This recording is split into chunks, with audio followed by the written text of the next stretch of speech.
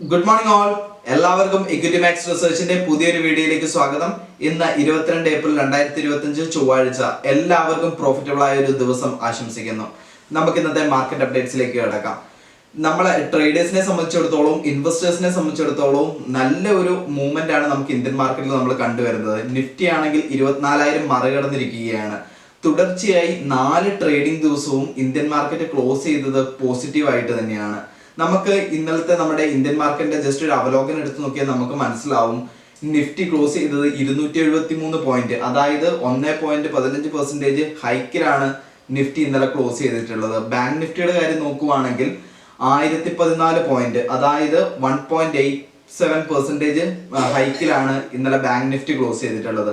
ഇനിയിപ്പോ സെൻസെക്സിന്റെ കാര്യം നമ്മൾ എടുത്ത് നോക്കുവാണെങ്കിലും 855 പോയിന്റ്, അതായത് 1.09% ആണ് സെൻസെക്സും ഹൈ ആയിട്ടുള്ളത്. അപ്പം ഇത്രയും 4 ദിവസമായിട്ട് നല്ലൊരു ഹൈയിലാണ് നമ്മുടെ ഇന്ത്യൻ മാർക്കറ്റ് ക്ലോസ് ചെയ്യപ്പെട്ടിട്ടുള്ളത്. അപ്പം നമുക്ക് നോക്കിയാൽ മനസ്സിലാവും, മുമ്പുള്ള ഇന്ത്യൻ മാർക്കറ്റിലെ സംബന്ധിച്ചിടത്തോളം നോക്കുവാണെങ്കിൽ 1 വീക്ക് അടുപ്പിച്ച് നല്ലൊരു പോസിറ്റീവ്നെസ് മാർക്കറ്റിൽ വന്നിട്ടുണ്ടെങ്കിൽ നെക്സ്റ്റ് വീക്ക് വരുന്നത് ഒരു സൈഡ് വേസ് മാർക്കറ്റ് ആയിരിക്കും. അപ്പം ഇന്ത്യൻ മാർക്കറ്റിന്റെ ഘടകങ്ങളെല്ലാം ഇപ്പൊ മാറിക്കൊണ്ട് തന്നെയാണ് ഇരിക്കുന്നത്. നമുക്ക് പ്രഡിക്റ്റ് ചെയ്യാൻ പറ്റാത്ത ഒരു അവസ്ഥയിലാണ് ഇപ്പൊ ഇന്ത്യൻ മാർക്കറ്റിന്റെ നീക്കങ്ങൾ ഇപ്പം നടന്നുകൊണ്ടിരിക്കുന്നത്. നമ്മൾ മുമ്പത്തെ കൊല്ലങ്ങൾ, നമ്മളിപ്പോ ഒരു പാസ്റ്റ് ആയിട്ടുള്ള ഒരു 5 years ബാക്ക് എടുത്ത് നോക്കുവാണെങ്കിൽ പോലും 1 വീക്ക് അടുപ്പിച്ച ഒരു പോസിറ്റീവ് ക്യാൻഡിൽ നമ്മുടെ ഇന്ത്യൻ മാർക്കറ്റിൽ വന്നിട്ടുണ്ടെങ്കിൽ നെക്സ്റ്റ് വീക്ക് നമുക്ക് കാണാൻ സാധിക്കുന്നത് ഒരു സൈഡ് വേസ് മാർക്കറ്റ് ആയിരിക്കും കാണാൻ സാധിക്കുന്നത്. പക്ഷെ ഇപ്പൊ നമുക്ക് ഇന്ത്യൻ മാർക്കറ്റിൽ കാണുന്നത് അങ്ങനെയല്ല. പിന്നെയും സെക്കൻഡ് വീക്കും ഒരു ബുള്ളിഷ്നെസ് തന്നെയാണ് നമുക്ക് ഇന്ത്യൻ മാർക്കറ്റിൽ വന്നിട്ടുള്ളത്. ഇനിയിപ്പോൾ നമ്മൾ ഗ്ലോബൽ മാർക്കറ്റിനെ സംബന്ധിച്ചിടത്തോളം നോക്കുകയാണെങ്കിൽ അമേരിക്കൻ വൈസ് പ്രസിഡന്റ് ആയ ജെഡി വാൻസ് ഇന്ത്യ ഇന്ന് സന്ദർശിക്കാൻ പോവുകയാണ്. പ്രധാനമന്ത്രിയുമായിട്ട് ഒരു കൂടിക്കാഴ്ച നടത്തുന്നുണ്ട്. അപ്പം ഈ ഒരു കൂടിക്കാഴ്ചയിൽ ഡിഫൻസ് സ്റ്റോക്കുകളിലേക്ക് നല്ലൊരു ബൂസ്റ്റിംഗ് വരാനുള്ള സാധ്യത ഏറെ കൂടുതലാണ്. അപ്പൊ ഡിഫൻസ് സെക്ടറിലേക്കുള്ള ചർച്ചകൾ നടക്കുന്നുണ്ട്. അപ്പം അതിലേക്കുള്ള പല എക്യുപ്മെന്റ്സിന്റെ കാര്യങ്ങളൊക്കെ ഇവരുടെ ഈ ഒരു ചർച്ചയിൽ വരാൻ സാധ്യത ഏറെ കൂടുതലാണ്. അതുകൊണ്ടാണ് ഡിഫൻസ് സെക്ടറിലുള്ള ബൂസ്റ്റിംഗ് നമുക്ക് കാണാൻ സാധിക്കുന്നത്.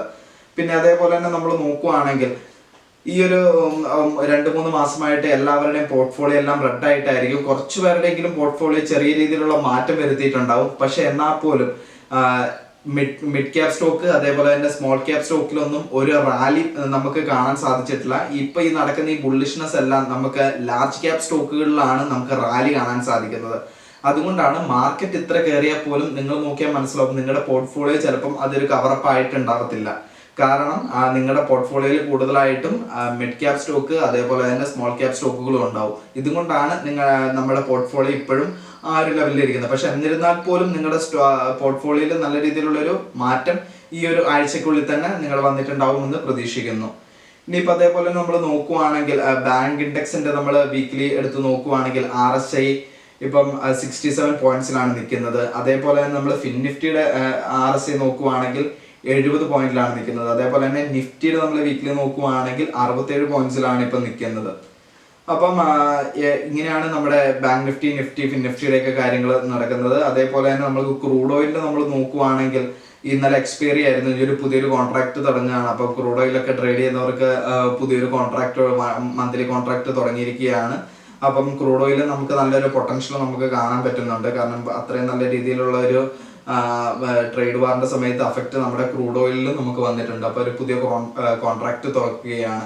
ഇനിയിപ്പോ നമ്മള് ഇന്നലത്തെ നമ്മുടെ ഇന്ത്യൻ മാർക്കറ്റിലെ നമ്മൾ ടോപ്പ് ഗെയിനേഴ്സ് ആൻഡ് ലൂസേഴ്സിനെ പറ്റി നോക്കുവാണെങ്കിൽ ഇന്നലത്തെ ടോപ്പ് ഗെയിനേഴ്സ് ആയിട്ട് നമുക്ക് കാണാൻ പറ്റുന്നത് ടെക് മഹീന്ദ്രയാണ്. ഏകദേശം 5.10% ആണ് ഹൈക്ക് ആയത്. അതേപോലെ തന്നെ ട്രെൻഡ് 4.4% ആണ് പോസിറ്റീവിൽ ക്ലോസ് ആയിട്ടുള്ളത്. ഇനിയിപ്പം ഇൻഡസൻ ബാങ്ക് 4.2% ക്ലോസ് ചെയ്തിട്ടുള്ളത്.